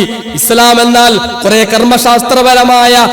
കർമ്മശാസ്ത്രപരമായ മസ്അലകളിൽ മാത്രം കുടുങ്ങിക്കിടന്നുകൊണ്ട് അതിന്റെ പുറംപോക്കുകളിലൂടെ മാത്രം സഞ്ചരിച്ചു കൊണ്ടിരുന്നതായ ആ ഒരു അവസ്ഥയിൽ നിന്നും ഇസ്ലാമിനെ പരിചയപ്പെടുത്തേണ്ടത് പടച്ച തമ്പുരാനെ തൗഹീദ് മുൻനിർത്തിക്കൊണ്ടാണെന്നും ഷഹാദത്തുകൾ രണ്ടും മുന്നിൽ വെച്ചുകൊണ്ടാണ് ഇസ്ലാമിനെ ലോകത്തിന് മുമ്പിലേക്ക് പരിചയപ്പെടുത്തേണ്ടതെന്നും ഉള്ളതായ ആ ഒരു പ്രബോധന ശൈലി ലോകത്തിന് മുമ്പിലേക്ക് കൊണ്ടുവന്നുകൊണ്ട് ആ ഒരു രീതിയിലുള്ള പ്രബോധന പ്രവർത്തനങ്ങൾക്ക് തുടക്കം കുറിക്കുക എന്നത് ഷെയ്ഖിന്റെ പ്രബോധന പ്രവർത്തനം പരിശോധിച്ചാൽ അതിന്റെ പ്രത്യേകതയായി നമുക്ക് കാണുവാൻ സാധിക്കും. രണ്ടാമതായി കൊണ്ട് ഇന്ന് നമ്മളൊക്കെ തൗഹീദിനെ കുറിച്ച് പഠിക്കുമ്പോൾ അഖ്സാമു തൗഹീദുകളെ നമ്മൾ പറയാറുണ്ട്. ആ തൗഹീദിന്റെ ഇനങ്ങൾ നമ്മൾ പറയാറുണ്ട്. ആ തൗഹീദിന്റെ ഇനങ്ങളായ തൗഹീദ് റുബൂബിയയും തൗഹീദുൽ ഉലൂഹിയയും തൗഹീദ് അസ്മാഉ സിഫാത്തും എന്നൊക്കെ നമ്മുടെ മക്കളെ നമ്മൾ പറഞ്ഞു പഠിപ്പിക്കാറുണ്ട്, നമ്മളും പഠിക്കാറുണ്ട്. തൗഹീദിനെ ഈ ഒരു രീതിയിൽ ആളുകൾക്ക് മനസ്സിലാവുന്ന രീതിയിൽ സരളമായ ഒരു ശൈലിയിലേക്ക് തൗഹീദിന്റെ അക്സാമുകളെ കൊണ്ടുവന്നത് ഷെയ്ഖിന്റെ പ്രബോധന പ്രവർത്തനങ്ങളായിരുന്നു. അദ്ദേഹമാണ് ആദ്യമായി തൗഹീദിൽ ഈ രീതിയിലുള്ള ഒരു തഖ്സീം നൽകിക്കൊണ്ട് അതിനെ ഈ രീതിയിലേക്ക് അദ്ദേഹം മാറ്റിയത്. കാരണം തൗഹീദ് അംഗീകരിക്കുന്നവരായ ഒരുപാട് ആളുകൾ ലോകത്ത് കഴിഞ്ഞു പോയിട്ടുണ്ടെന്നും അതിന്റെ ഒരു ഭാഗമായ തൗഹീദുർ റുബൂബിയ്യ അംഗീകരിക്കുന്നവരായ ആളുകളായിരുന്നു ലോകത്തുള്ള 99% ആളുകളെന്നും ലോകത്തിൽ പരിചയപ്പെടുത്തിക്കൊണ്ട് തൗഹീദുൽ ഉലൂഹിയയിൽ കേന്ദ്രീകരിച്ചുകൊണ്ട് പ്രബോധന പ്രവർത്തനങ്ങൾ നടത്തേണ്ടതായ ആവശ്യകത ലോകത്തിന് ബോധ്യപ്പെടുത്തി കൊടുക്കുകയും ചെയ്തത് ഷെയ്ഖ് മുഹമ്മദ് അബ്ദുൽ വഹാബ് ആയിരുന്നു എന്ന് കാണുവാൻ സാധിക്കും. അദ്ദേഹം അതിനെ ഓരോന്നും വളരെ കൃത്യമായി കൊണ്ട് പഠിപ്പിച്ചു. അമ്മൽ ഖിസ്മുൽ അവ്വൽ ഫൈസമ്മാ ബിതൗഹീദിൽ ഇലാഹിയ്യ ഇഫ്റാദുല്ലാഹി ബിൽ ഇബാദാത്തില്ലതി യഫ്അലുൽ അബ്ദു ഫലാ യജ്അലു ലില്ലാഹി ശരീകൻ ഫിഹാ. പടച്ചതമ്പുരാനെ ഇബാദത്തുകളിൽ ഏകനാക്കുകയും അവനിൽ ഒന്നിനെയും പങ്കുചേർക്കാതിരിക്കുകയും ചെയ്തുകൊണ്ടുള്ള തൗഹീദുൽ ഇലാഹിയ്യ. അമ്മത്താനി ഫതൗഹീദുർ റുബൂബിയ്യ ഇഫ്റാദുല്ലാഹി തആല ബിഅഫ്ആലിഹി വഖസായിസി കൽഹിയാഇ വറിസ്ഖി വനഹവാ. പടച്ചതമ്പുരാന്റെ പ്രവർത്തനങ്ങളിലും പ്രത്യേകതകളിലും ഏകനാക്കുക എന്നുള്ള തൗഹീദുർ റുബൂബിയ്യ. വമ്മസാലിസു ഫതൗഹീദുൽ അസ്മാഇ വസ്സിഫാത്ത്. മൂന്നാമത്തേതായ ഇനം തൗഹീദ് അസ്മാ വസ്സിഫാത്ത്. ജഅലൽ അസ്മാഅ വസ്സിഫാത്ത അൽ അക്മലിയ്യതി ലില്ലാഹി സുബ്ഹാനഹു ഖാലിഖൽ ബരിയ. സൃഷ്ടാവായ പടച്ചതമ്പുരാനാണ് ഏറ്റവും സമ്പൂർണമായ നാമഗുണ വിശേഷണങ്ങൾ ഉള്ളത് എന്ന രീതിയിലുള്ള അതിന്റെ പഠനങ്ങൾ സാധ്യമാക്കുന്ന ഒരു കിസ്മായിക്കൊണ്ട് അതിനെ തിരിക്കുകയും ചെയ്തുകൊണ്ട് ജനങ്ങൾക്ക് തൗഹീദ് പഠിക്കാനുള്ളതായ ഈ ഒരു രീതിയെ അദ്ദേഹം മുന്നിൽ വെച്ചു കൊടുക്കുകയും സൂറത്ത് മറിയമിലെ ഒരു വചനത്തെ അതിൽ ഉത്ബോധനമായി കൊണ്ട് അദ്ദേഹം പഠിപ്പിച്ചു കൊടുക്കുകയും ചെയ്തു. ഈ മൂന്ന് കാര്യങ്ങളിലും ഒന്നിച്ചു വരുന്നതായ സൂറത്ത് മറിയമിന്റെ ആ ഒരു വചനം വസ്തബിർ ലിഇബാദതിഹി ഹൽ തഅലമു ലഹു സമീയ. മൂന്ന് കാര്യങ്ങളും ഒന്നിച്ചു വരുന്നതായ ആ ഒരു വചനം മുൻനിർത്തിക്കൊണ്ട് ഇതിനെ മൂന്ന് വിഭാഗമായി തിരിച്ച് പഠനം എളുപ്പമാക്കിയത് ഷെയ്ഖിന്റെ പ്രബോധന പ്രവർത്തനങ്ങളായിരുന്നു. മൂന്നാമതായി കൊണ്ടുള്ളത് അന്ന നബിയ സല്ലല്ലാഹു അലൈഹി വസല്ലം ബൽ ജമീഅൽ അംബിയാ വൽ മുർസലീന ലം യബ്അസു വതഖ്രീറ തൗഹീദുർ റുബൂബിയ്യ അവൽ അസ്മാഉ വസ്സിഫാത്ത് വഇന്നമാ ബുഇസു അസാലത്തൻ ലിതഖ്രീർ തൗഹീദുൽ ഉലൂഹിയ്യ. മുഹമ്മദ് നബി സല്ലല്ലാഹു അലൈഹി വസല്ലം അടക്കമുള്ള ലോകത്ത് നിയോഗിക്കപ്പെട്ടതായ മുഴുവൻ പ്രവാചകന്മാരും ഈ ലോകത്തേക്ക് പ്രബോധനവുമായി കൊണ്ട് കടന്നു വന്നത് റുബൂബിയ്യത്തിന്റെ സ്ഥാപനത്തിനോ അസ്മാഉ വസ്സിഫാത്തിന്റെ സ്ഥാപനത്തിനോ ആയിരുന്നില്ല. മറിച്ചവരെല്ലാവരും കേന്ദ്രീകരിച്ചത് ഉലൂഹിയ്യത്തിന്റെ തൗഹീദുൽ ഉലൂഹിയ്യത്തിന്റെ പ്രചരണത്തിനും സ്ഥാപനത്തിനു വേണ്ടിയായിരുന്നു എന്നുള്ളതായ ആ ഒരു കാര്യം ലോകത്തിന് മുമ്പിൽ അദ്ദേഹം പറഞ്ഞു വെക്കുകയാണ്. നമുക്കറിയാം ആ പ്രവാചകൻ സല്ലല്ലാഹു അലൈഹി വസല്ലമയുടെ പ്രബോധനെ പറ്റി പരിചയപ്പെടുത്തുമ്പോൾ നമ്മളും പറയാറുണ്ട് ആ ജനങ്ങൾക്ക് അല്ലാഹുവിനെ പരിചയം ഉണ്ടായിരുന്നു. കാരണം പ്രവാചകന്റെ പിതാവിന് പേരിട്ടത് അബ്ദുള്ള എന്നായിരുന്നു എന്നുള്ളത്. ആ ജനങ്ങൾക്ക് അല്ലാഹു സഹായിക്കുമെന്നുള്ള ബോധ്യമുണ്ടായിരുന്നു. അതുകൊണ്ടാണ് കാബ പൊളിക്കാനായിക്കൊണ്ട് ആനപ്പട വന്നപ്പോ ഈ കാബയുടെ റബ്ബ് അതിനെ സംരക്ഷിച്ചു കൊള്ളുമെന്നുള്ള ദൃഢവിശ്വാസത്തോടുകൂടി അവര് ആ പ്രദേശത്ത് നിന്നും ശിക്ഷ ഇറങ്ങുമ്പോ ഞങ്ങളെ കൂടി ബാധിക്കേണ്ട എന്ന് പേടിച്ചുകൊണ്ട് ഉറച്ച വിശ്വാസത്തോടുകൂടി തന്നെ അവിടെ നിന്നും മാറി മലകളുടെ മുകളിലേക്ക് അവര് മാറി താമസിക്കുന്നതും അവരുടെ വിശ്വാസത്തിന്റെ ഭാഗമായിരുന്നു. ഈ രീതിയിലുള്ള പ്രവാചകന്മാരുടെ പ്രബോധന ശൈലികൾ റുബൂബിയത്ത് മനസ്സിലാക്കിയ ഒരു സമൂഹത്തിലേക്ക് ഉലൂഹിയത്ത് പഠിപ്പിക്കാനാണ് അവർ കടന്നു വന്നിട്ടുള്ളത് എന്ന് വളരെ കൃത്യമായി കൊണ്ട് ആ പ്രബോധന ശൈലി ലോകത്തിന് നൽകിയത് ഷേഖിന്റെ പ്രബോധന പ്രവർത്തനങ്ങളിലൂടെയായിരുന്നു. നാലാമതായി അന്നൽ മുശ്രിക്കീന زمن بعثة سيد المرسلين كان الخلل عندهم في توحيد الالهيه ظاهرا. നമ്മൾ ഈ പറഞ്ഞതിന്റെ ഭാഗം തന്നെയാ. പ്രവാചകൻ നിയോഗിക്കപ്പെടുമ്പോൾ അവിടെ ഉണ്ടായിരുന്നതായ സമൂഹം ഭിന്നിച്ചിട്ടുണ്ടായിരുന്നത് ഉലൂഹിയത്തിന്റെ കാര്യത്തിൽ മാത്രമായിരുന്നു. റുബൂബിയത്തിന്റെ കാര്യത്തിൽ അവർക്ക് ഭിന്നിപ്പുണ്ടായിരുന്നില്ല എന്നും അതവര് ഉറച്ചു വിശ്വസിക്കേണ്ടവരായിരുന്നു എന്നും ഖുർആനിക വചനങ്ങളെ മുൻനിർത്തിക്കൊണ്ട് അദ്ദേഹം ജനങ്ങൾക്ക് മുമ്പിലേക്ക് നിരത്തി വെക്കുകയാണ്. വലഇൻ സഅൽതഹും മൻ ഖലഖസ് സമാവാതി വൽ അർള ലയഖൂലന്ന അല്ലാഹ്. ആരാണ് ആകാശം സൃഷ്ടിച്ചത്, ആരാണ് ഭൂമി സൃഷ്ടിച്ചത്, ആരാണ് പ്രപഞ്ചം നിയന്ത്രിക്കുന്നത്, ആരാണ് നിങ്ങൾക്ക് ഭക്ഷണം നൽകുന്നത്, ആരാണ് നിങ്ങളുടെ കാര്യങ്ങൾ തീരുമാനിക്കുന്നത്, മയ്യുദബ്ബിറുൽ അംറ മയ്യർസുഖുഹും മിനസ് സമാ. ഈ ചോദ്യങ്ങൾക്കെല്ലാം തന്നെ അവരുടെ ഉത്തരം അല്ലാഹു തന്നെ, അല്ലാഹു മാത്രം എന്നുള്ളതായിരുന്നു. ആ റുബൂബിയത്ത് മനസ്സിലാക്കിയവരായ ആളുകളായിരുന്നു ആ പ്രബോധിത സമൂഹമെന്നും അവർക്ക് അല്ലാഹുവിനെ മാത്രമേ ആരാധിക്കാവൂ എന്നുള്ള ഉലൂഹിയത്ത് പഠിപ്പിക്കുവാനാണ് പ്രവാചകൻ മുൻതൂക്കം നൽകിയത് എന്നും തന്റെ പ്രബോധന പ്രവർത്തനങ്ങളുടെ പ്രത്യേകതയാക്കി അദ്ദേഹം മാറ്റിയതായി കാണുവാൻ സാധിക്കും. അഞ്ചാമതായി കൊണ്ടുള്ളത് അന്നൽ ഇൻസാന ലാ യൻതബി ബിഖൗലിഹി ലാ ഇലാഹ ഇല്ലല്ലാഹ് ഇല്ലാ ഇൻ അതാ ബിശുറൂതിഹിമാ ശുറൂതിഹാ. ജനങ്ങള് ലാ ഇലാഹ ഇല്ലല്ലാഹ് എന്ന് വെറുതെ പറഞ്ഞതുകൊണ്ട് അവർക്ക് അതുകൊണ്ടുള്ള ഗുണം കിട്ടൂല. ജനങ്ങള് അശ്ഹദു അല്ലാ ഇലാഹ ഇല്ലല്ലാഹ് അംഗീകരിച്ചവരാണ് എന്നുള്ളത് കൊണ്ട് അവർക്ക് അതിന്റെ പ്രയോജനം കിട്ടൂല. മറിച്ച് വളരെ കൃത്യമായി പടച്ച തമ്പുരാന്റെ ഏകത്വത്തെ അംഗീകരിക്കുകയും ആ ലാ ഇലാഹ ഇല്ലല്ലാഹ് ആ രീതിയിൽ തന്നെ കൃത്യമായി കൊണ്ട് ഉൾക്കൊള്ളുകയും ചെയ്തെങ്കിൽ മാത്രമേ ആ ആളുകൾക്ക് ലാ ഇലാഹ ഇല്ലല്ലാഹ് പറഞ്ഞ ആൾക്ക് അതുകൊണ്ടുള്ള ഗുണം ലഭിക്കുകയുള്ളൂ എന്നും തന്റെ പ്രബോധനത്തിന്റെ ഭാഗമാക്കിക്കൊണ്ട് ലോകത്തിന് പറഞ്ഞു കൊടുത്തത് ഷേഖിന്റെ പ്രബോധന പ്രവർത്തനങ്ങളിൽ നമുക്ക് കാണുവാൻ സാധിക്കും. ആറാമതായി കൊണ്ട് മാ യതഅല്ലഖു ബി തൗഹീദിൽ അസ്മാഇ വസ്സിഫാത്ത് ഹൈതു ഇന്നൽ ഇമാം മുഹമ്മദ് റഹ്മഹുല്ലാഹ് ഖദ് ഖററ ഫീ ദാലിക റുക്നൈൻ. അതായത് അസ്മാ വസ്സിഫാത്ത് പഠിപ്പിക്കുമ്പോൾ അതിലേറ്റവും പ്രധാനപ്പെട്ടതായി കൊണ്ട് രണ്ട് റുക്നുകൾ സ്വീകരിക്കണമെന്ന് പ്രബോധനത്തിന്റെ ഭാഗമായി കൊണ്ട് ലോകത്തെ പഠിപ്പിച്ചത് ഷേഖിന്റെ പ്രബോധനങ്ങളായിരുന്നു. അസ്മാ വസിഫാത്ത് പഠിപ്പിക്കുമ്പോ അത് മനസ്സിലാക്കുമ്പോ ഒരിക്കലും ഒഴിച്ചുകൂടാനാവാത്ത രണ്ട് റുക്നുകൾ. ഒന്നാമത്തെ റുക്നുൽ അവ്വൽ فإثبات ما أثبته الله تعالى ورسوله محمد صلى الله عليه وسلم من أسماء وصفات واردة على المعنى الوارد عند العرب في لغتهم على الوجه اللائق به سبحانه. പടച്ച തമ്പുരാന്റെ പരിശുദ്ധ ഗ്രന്ഥത്തിലും പ്രവാചകൻ സല്ലല്ലാഹു അലൈഹി വസല്ലം ഹദീസിലും പറഞ്ഞു തന്നതുപോലെ അള്ളാഹുവിനെ കുറിച്ചുള്ളതായ സിഫത്തുകൾ അങ്ങനെ തന്നെ മനസ്സിലാക്കുക. അതിന്റെ അപ്പുറത്തേക്കും ഇപ്പുറത്തേക്കും പോകാതെ, അതിന് തക്കീഫ് നൽകാതെ, അതിന് രൂപം നൽകാതെ, അതിന് വേറെ ഏതെങ്കിലും രീതിയിലുള്ള വിശദീകരണങ്ങൾ നൽകാതെ അള്ളാഹുവിന്റെ അസ്മാ വ സിഫാത്തുകളെ പ്രവാചകൻ പഠിപ്പിച്ച പടച്ച തമ്പുരാൻ പരിശുദ്ധ ഖുർആനിൽ പറഞ്ഞതായ അതേ രീതിയിൽ തന്നെ അതിനെ മനസ്സിലാക്കുക എന്നുള്ളത്. രണ്ടാമത്തെ അമറുൽത്താനി ഫനഫിൽ ബാത്തിലി അൻ അസ്മാഇല്ലാഹി വ സിഫാതിഹി മിൻ അത്തഹരീഫി വത്തഅതീലി വൽ ജഹ്ലി ബിൽ കൈഫിയാത്ത്. പടച്ച തമ്പുരാന്റെ നാമഗുണ വിശേഷണങ്ങളെ കുറിച്ചുള്ളതായ മോശമായ രീതിയിലുള്ളതായ അതല്ലെങ്കിൽ അതിനെ നമ്മൾ ഏതെങ്കിലും രീതിയിൽ നമ്മുടെ യുക്തിക്കും ബുദ്ധിക്കും അനുസരിച്ചുകൊണ്ട് വ്യാഖ്യാനിക്കുക അതല്ലെങ്കിൽ അത്തരത്തിലുള്ള സിഫത്തുകൾ അള്ളാഹുവിനില്ല, അള്ളാഹുവിന് കൈയില്ല, അള്ളാഹുവിന് മുഖമില്ല, അള്ളാഹുവിന് കാലില്ല, ഈ രീതിയിലുള്ള കാര്യങ്ങളെ നിരാകരിക്കുക എന്നുള്ളതും അതേപോലെ അള്ളാഹുവിന്റെ ഏതെങ്കിലും ഒരു സിഫത്തിന് രൂപം നൽകുക എന്നുള്ളതും പാടില്ലാത്തതാണ് എന്നും അസ്മാ വ സിഫാത്തിനെ കുറിച്ച് പഠിക്കുമ്പോൾ പാലിക്കേണ്ട രണ്ട് റുക്നുകളായിക്കൊണ്ട് അദ്ദേഹം ലോകത്തെ പരിചയപ്പെടുത്തിയതായിക്കൊണ്ട് കാണുവാൻ സാധിക്കും. അതിൽ ഊന്നിക്കൊണ്ടാണ് അദ്ദേഹം ഇസ്തിആസ അല്ലാഹുവിനല്ലാത്തവരായ ആളുകളെ വിളിച്ച് തേടുന്നതായ കാര്യത്തെ വളരെ ശക്തമായി കൊണ്ട് അദ്ദേഹം എതിർക്കുന്നത് ഈ ഒരു കാര്യത്തിന് അരികെ ചേർന്നുകൊണ്ടാണ്.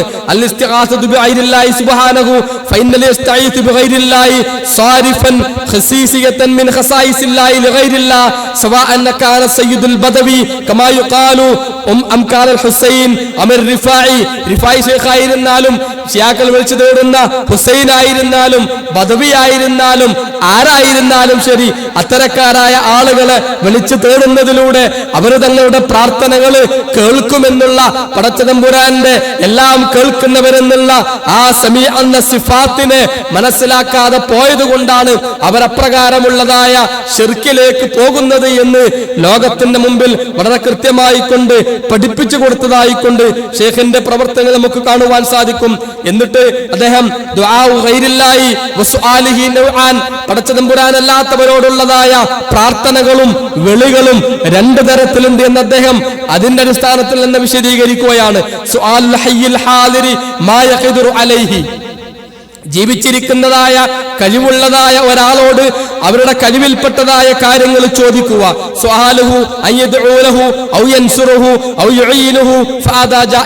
അയാളുടെ കഴിവിൽപ്പെട്ടതായ എനിക്ക് വേണ്ടി പ്രാർത്ഥിക്കണം, എനിക്ക് വേണ്ടി തേടണം, എന്നെ ഒന്ന് സഹായിക്കണം, എനിക്ക് എന്തെങ്കിലും ഉപകാരങ്ങൾ ചെയ്തു തരണം എന്ന രീതിയിൽ ജീവിച്ചിരിക്കുന്ന ഒരാളോട് അവിടെ കഴിവിൽപ്പെട്ടതായ കാര്യങ്ങൾ ചോദിക്കുക എന്നുള്ളത് ഒരിക്കലും തെറ്റായിട്ടുള്ള ഇസ്തിഗാസകളിൽ വരുന്നില്ല.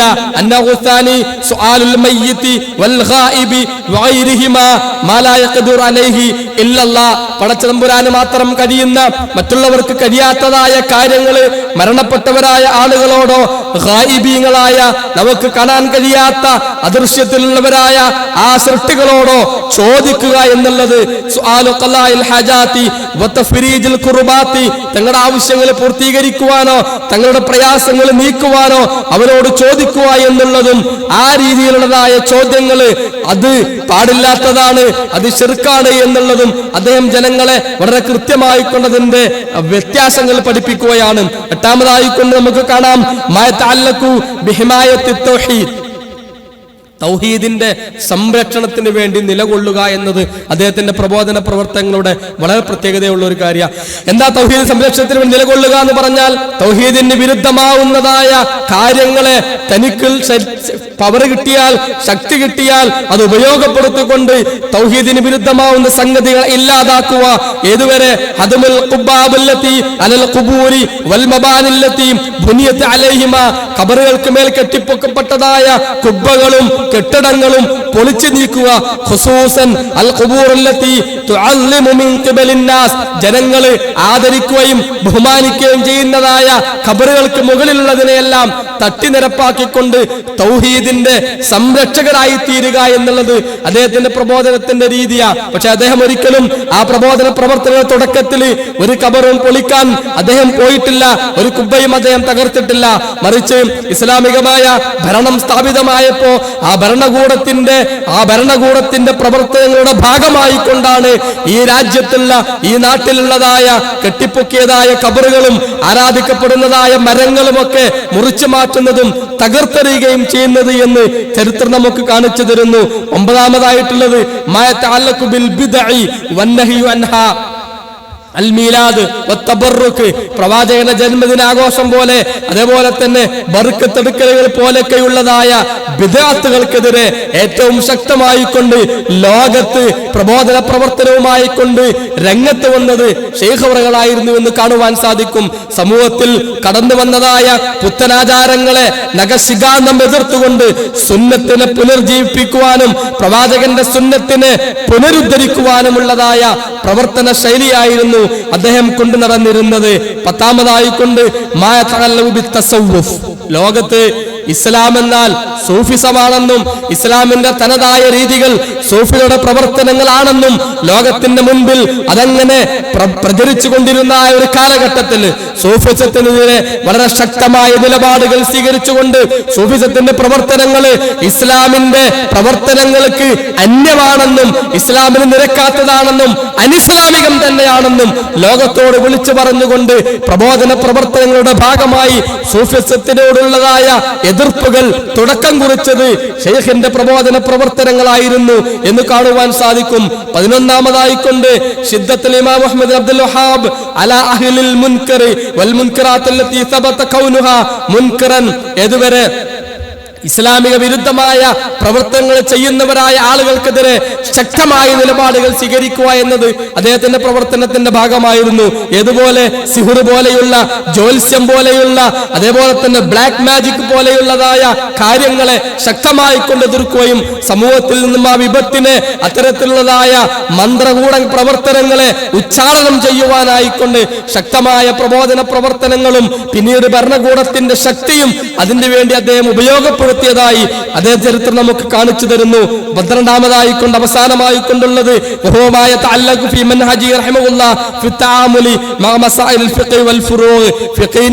മസ്അലകളിൽ വട്ടം കറങ്ങി കുടുങ്ങിക്കിടന്നിരുന്ന സമൂഹത്തെ അതിൽ നിന്നും പ്രവാചകന്റെ വചനങ്ങളിലേക്ക്, ഹദീസുകളിലേക്ക് തിരികെ കൊണ്ടുവരുവാനും അതിലൂടെ ഇസ്ലാമിന്റെ നിയമങ്ങളെ സരളമായ രീതിയിൽ ജനങ്ങൾക്ക് മുമ്പിൽ അവതരിപ്പിക്കുവാനും അദ്ദേഹത്തിന് സാധിച്ചിരുന്നു എന്നുള്ളതാണ്. ഈ രീതിയിലുള്ള അദ്ദേഹത്തിന്റെ പ്രബോധന പ്രവർത്തനങ്ങളാണ് ലോകത്തിന്റെ നാനാ ദിക്കുകളിലേക്ക്, നമ്മുടെ ഇന്ത്യയിലേക്കും പ്രവാചകന്റെ കാലത്ത് തന്നെ ഇസ്ലാം കടന്നു വന്നിട്ടുണ്ടെങ്കിലും ഏറ്റവും അധികം അന്ധവിശ്വാസങ്ങളും അനാചാരങ്ങളും പൂണ്ടുപിടിച്ചിരുന്നതായ ഇസ്ലാം എന്നാൽ സൂഫിസം മാത്രമാണെന്ന് വിചാരിച്ചുകൊണ്ട് അതിന്റെ വഴിയിലൂടെ കടന്നുപോയിരുന്നവരായ ആളുകളായിരുന്നു നമ്മുടെ നാട്ടിലും ഉണ്ടായിരുന്നത്.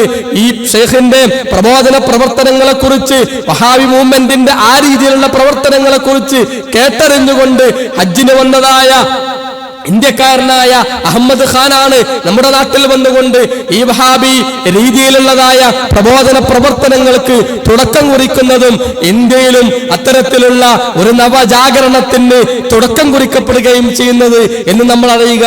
ലോകത്തെ ചരിത്രമെടുത്ത് പരിശോധിച്ചാൽ ഇന്തോനേഷ്യയിലായിരുന്നാലും മലേഷ്യയിലായിരുന്നാലും ഇന്ന് മുസ്ലിങ്ങൾ അധിവസിക്കുന്ന നാടുകളിലെല്ലാം തന്നെ മുഹമ്മദ് അബ്ദുൽ വഹാബിന്റെ പ്രവർത്തന ശൈലികളിൽ നിന്നും ഊർജം ഉൾക്കൊണ്ടുകൊണ്ട് പ്രബോധന പ്രവർത്തനങ്ങൾ നടത്തിയതായ മുജദ്ദിദുകളുടെ പ്രവർത്തനങ്ങളായിരുന്നു അന്നാട്ടിലൊക്കെ ഇസ്ലാമിന് ഊർജം നൽകിയത് എന്ന് ഏറ്റവും അടുത്ത റീസെന്റ് ഹിസ്റ്ററി വായിച്ചാൽ തന്നെ നമുക്കറിയാൻ കഴിയും. അതുകൊണ്ട് നമ്മൾ അറിയുക, നമുക്ക് നിശാബോധം നൽകിയ, നമ്മുടെ നാടിന് തൗഹീദ് സമ്മാനിച്ച, നമ്മുടെ നാടിന് യഥാർത്ഥമായ ഇസ്ലാമിന്റെ പാത സമ്മാനിച്ചതായ ഈ നാടിന്റെ പ്രവർത്തനങ്ങൾക്ക് ഊർജം നൽകിയതായ മുഹമ്മദ് അബ്ദുൽ വഹാബിന്റെ പ്രവർത്തനങ്ങളുടെ ഫലം അനുഭവിക്കുന്ന ഒരുപാട് നാടുകളാണ്. അതുകൊണ്ട് നമ്മൾ ജീവിക്കുന്ന ഈ ഒരു നാട്ടിലും നമുക്ക് എല്ലാ നിലക്കും ഈ നാടുമായിക്കൊണ്ട് നമ്മൾ കടപ്പെട്ടിട്ടുള്ളവരാണ്. നമ്മുടെ ആദർശത്തിന്റെ കാര്യത്തിൽ, നമ്മുടെ തൗഹീദിന്റെ കാര്യത്തിൽ, നമ്മുടെ നാട്ടിലെ അവോധാന പ്രവർത്തനങ്ങളുടെ കാര്യത്തിലൊക്കെ നമ്മുടെ നാട്ടിൽ ഉയർന്നു വന്നിട്ടുള്ള വിദ്യാഭ്യാസ സ്ഥാപനങ്ങളായിരുന്നാലും ഏതൊക്കെ രീതിയിലുള്ള നവോത്ഥാനങ്ങൾ നമ്മുടെ കേരളക്കരയിൽ ഉണ്ടായിട്ടുണ്ടോ അതിന്റെ എല്ലാം അസ്ഥിവാരം ഈ നാട്ടിലെ മുഹമ്മദ് അബ്ദുൽ വഹാബിന്റെ പ്രവർത്തനങ്ങളായിരുന്നു എന്നത് തന്നെ ഈ നാടിനോട് നമ്മുടെ പ്രതിബദ്ധത വർദ്ധിക്കേണ്ടതാണ്. അതോടൊപ്പം നമുക്ക് എണ്ണം നൽകുന്ന, നമ്മുടെ മക്കൾക്ക് നല്ല വിദ്യാഭ്യാസം നൽകുവാൻ കാരണമായ, നമുക്ക് നല്ല വീട് നൽകിയ, നമുക്ക് നല്ല ജീവിതാവസ്ഥ നൽകിയ, നമുക്ക് നല്ല ചുറ്റുപാടുകൾ നൽകിയ ഈ രാജ്യത്തോടുള്ള കടമകൾ ഒരിക്കലും നമ്മൾ മറക്കാൻ പാടില്ല. ഒരു വിശ്വാസിയെ സംബന്ധിച്ചിടത്തോളം ഏതൊരു നാട്ടിലവര് പ്രവാസിയായി എത്തിയാലും ആ നാടിന്റെ ക്രിയാത്മകമായ പുരോഗമന പ്രവർത്തനങ്ങളിൽ പങ്കുചേരുകയും ആ നാടിനു വേണ്ടി പ്രവർത്തിക്കുകയും ചെയ്ത ചരിത്രമാണ് ലോകം നമുക്ക് കാണിച്ചു തന്നിട്ടുള്ളത്.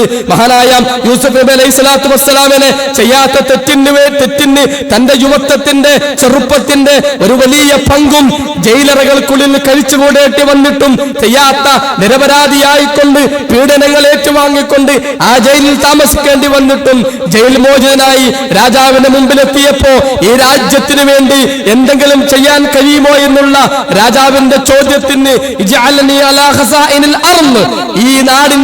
ഈ നാടിന്റെ സാമ്പത്തിക ഭദ്രത നിലനിർത്തുന്നതിനും അത് ഭദ്രമാക്കി മാറ്റുന്നതിനും എനിക്കുള്ള കഴിവുകൾ ഞാൻ ഉപയോഗപ്പെടുത്തിക്കൊള്ളാം, എന്നെ ആ ഉത്തരവാദിത്തം ഏൽപ്പിച്ചാലുമെന്ന് രാജാവിനോട് പറഞ്ഞ് അമുസ്ലിമായ ഇസ്ലാം സ്വീകരിച്ചിട്ടില്ലാത്ത ഒരു രാജാവിന്റെ കീഴിൽ നിന്നുകൊണ്ട് പോലും താൻ പ്രവാസിയായി താമസിക്കുന്ന ആ നാടിന്റെ പുരോഗതിക്ക് വേണ്ടി പ്രവർത്തിച്ച യൂസുഫ് നബിയുടെ ചരിത്രം ഖുർആൻ നമ്മുടെ മുമ്പിലേക്ക് വെച്ചു തരുന്നുണ്ട്. വരാനിരിക്കുന്ന 7 സംവത്സരങ്ങൾക്ക് ശേഷം ആ രാജ്യത്തിനെ കാർന്നു തിന്നാൻ പോകുന്നതായ മഹാവിപത്താവുന്ന ക്ഷാമത്തിനെ തരണം ചെയ്യാൻ തന്റെ ബുദ്ധിയും തന്റെ കഴിവും തന്റെ മുഴുവൻ ശക്തിയും ഉപയോഗപ്പെടുത്തിക്കൊണ്ട് ആ നാടിന്റെ രക്ഷകനായി മാറുന്ന ചിത്രമാണ് ചരിത്രം പിന്നീട് നമ്മുടെ മുമ്പിൽ കാണിച്ചു തരുന്നത്. അതെ, ഈ നാടിനെ പഠിക്കാതെ, ഇതിന്റെ ഭരണകർത്താക്കളെ പഠിക്കാതെ ഇവിടെയുള്ളതായ കാര്യങ്ങൾക്ക് ഏത് സമയവും ഒരു ക്രിട്ടിക്കൽ മനോഭാവത്തോടുകൂടി കാണുകയും ചെയ്യുന്ന അവസ്ഥ നമുക്കൊരിക്കലും ഉണ്ടാകുവാൻ പാടില്ല. മറിച്ച് ഈ മണ്ണും ഈ മണ്ണിന്റെ ഭരണാധികാരികളും ഈ നാടും ഈ നാടിന്റെ സമ്പത്തും നമുക്ക് എല്ലാ അർത്ഥത്തിലും ഭൗതികമായി നോക്കിയാലും പാരത്രികമായി നോക്കിയാലും നമ്മളെ സംബന്ധിച്ചിടത്തോളം നമുക്ക് നന്മകൾ മാത്രം നൽകിയ, നമുക്ക് ഖൈറ് മാത്രം നൽകിയ ഈ ഒരു നാടിനോടുള്ള പ്രതിബദ്ധത നമ്മളെന്നും കാത്തു സൂക്ഷിക്കേണ്ടിയിരിക്കുന്നു. അതിനെതിരിൽ ചെറുവിരലിളക്കാൻ പോലും നമ്മൾ ഒരിക്കലും തയ്യാറായിക്കൂടെ സഹോദരന്മാരെ, ആയിക്കൂടെ. നമ്മൾ ആ രീതിയിലുള്ള നമ്മുടെ ചരിത്രത്തിന്റെ പിന്നാമ്പുറത്തിലേക്ക് നോക്കുമ്പോൾ നമുക്കതിന് സാധിക്കുകയില്ല. അതുകൊണ്ട് നമ്മൾ താമസിക്കുന്ന ഈ നാടിന്റെ ക്രിയാത്മകമായ പ്രവർത്തനങ്ങളിൽ, അതിന്റെ പുരോഗനാത്മകമായ പ്രവർത്തനങ്ങളിൽ വളരെ സക്രിയരായിക്കൊണ്ട് ഇടപെട്ടുകൊണ്ട് ഈ നാടിനും ഈ നാട്ടുകാർക്കും അതിന്റെ നന്മക്കും വേണ്ടി പ്രാർത്ഥിക്കുവാനും, അവിടെ അവർ കൊണ്ടുവരുന്ന നിയമങ്ങളായിരുന്നാലും അവർ നടപ്പിലാക്കുന്ന മറ്റു കാര്യങ്ങളായിരുന്നാലും ഈ നാടിന്റെ പുരോഗതി മുന്നിൽ കണ്ടുകൊണ്ട് അവർ ചെയ്യുന്നതാവാം. നമുക്കുള്ള പ്രയാസങ്ങളെ എളുപ്പമാക്കി മാറ്റുവാനും ഒരുപാട് പ്രയാസങ്ങളെ തരണം ചെയ്തുകൊണ്ട് എളുപ്പം നേടിയതായ നമുക്ക് ആ രീതിയിൽ ആ പ്രയാസങ്ങളെ തരണം ചെയ്യുവാൻ സാധിക്കുമെന്നുള്ള ദൃഢമായ വിശ്വാസത്തോടുകൂടി പടച്ചതമ്പുരാനോട് പ്രാർത്ഥിക്കുകയുമാണ് നമ്മൾ ചെയ്യേണ്ടത്. ഒരിക്കലും പഠിക്കരുത് ഈ നാടിനെ, ഇതിന്റെ ഭരണാധികാരികളെയോ ആ രീതിയിലുള്ള വർത്തമാനങ്ങളോ നമ്മുടെ നാവിൽ നിന്നും ഉണ്ടാവുവാൻ പാടില്ല. പടച്ചതമ്പുരാൻ ആ ഒരു രീതിയിൽ സ്വസ്ഥമായ ഇസ്ലാമിക പ്രബോധനത്തിന് നമുക്ക് താങ്ങും തണലുമേകുന്ന നമ്മുടെ നാട്ടിലെ ആയിരക്കണക്കിന് പള്ളികളും മദ്രസകളും യതീംഖാനകളും ദീനീ സ്ഥാപനങ്ങളും നടന്നു പോകുവാൻ കാരണമായി തീർന്നിട്ടുള്ള നമ്മുടെ മക്കളും നമ്മുടെ ഉപ്പയും നമ്മുടെ ഉമ്മയും നമ്മളെ ഡിപ്പെൻഡ് ചെയ്തുകൊണ്ട് കഴിയുന്ന നമ്മുടെ കുടുംബങ്ങളും ഭക്ഷണം കഴിച്ചു പോകുന്ന നമ്മുടെ മക്കൾക്ക് നല്ല വിദ്യാഭ്യാസം കൊടുക്കുവാൻ നമുക്ക് കാരണമായി തീർന്നതായ നമ്മുടെ ജീവിതാവസ്ഥ നന്നാക്കി തീർത്തതായ ഈ രാജ്യത്തോടുള്ള നമ്മുടെ കടപ്പാടുകൾ ഒരിക്കലും തീരുന്നില്ല. പ്രാർത്ഥനകളായിക്കൊണ്ടെങ്കിലും പടച്ചതമ്പുരാനോട് ഈ നാടിന്റെ ഐക്യത്തിനും ഈ നാടിന്റെ ഭദ്രതക്കും ഈ നാടിന്റെ സുസ്ഥിരതക്കും ഈ നാടിന്റെ പുരോഗതിക്കും ഈ നാടിന്റെ സാമ്പത്തിക സ്ഥിതി നല്ല രീതിയിലായിത്തീർന്നതിനുമൊക്കെ പടച്ചതമ്പുരാനോട് പ്രാർത്ഥിക്കുവാൻ കൂടെ നമ്മൾ തയ്യാറാകണമേ എന്ന് ഈ ഒരു അവസരത്തിൽ ആവശ്യപ്പെടുകയാണ്, അപേക്ഷിക്കുകയാണ് നിങ്ങളോട്. പടച്ചതമ്പുരാൻ നമ്മുടെ അവസ്ഥകളെല്ലാം നന്നാക്കി തീർത്തുകൊണ്ട് ശക്തമായ പ്രബോധന പ്രവർത്തനങ്ങളുമായി കൊണ്ട് മുന്നോട്ട് പോകുവാനുള്ള അവസ്ഥ നമുക്ക് പ്രദാനം ചെയ്യുമാറാകട്ടെ.